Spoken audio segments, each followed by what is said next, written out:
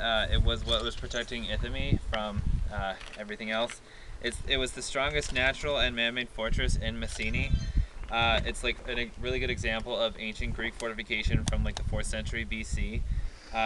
There was a paved roadway that consisted of 2 entries, one on the east and one on the west.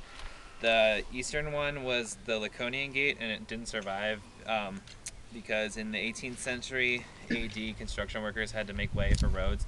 So the only one that's left is the Arcadian Gate, and it's like still in relatively good condition.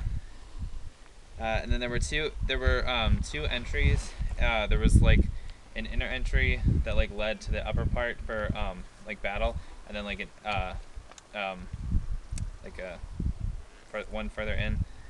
And there, like in these entries, there were 2 recesses that were dedicated to the protector gods, and one of them was Hermes, according to Pausanias.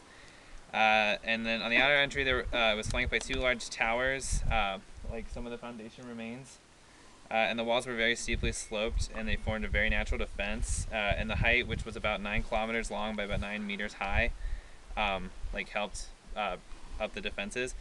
And it was high enough to enable the defenders to use their really long Dorian spears. And the rampart was flanked at irregular intervals by 30 different towers that were usually square or triangular, built on a curtain wall. And it was it's one of 2 main gates.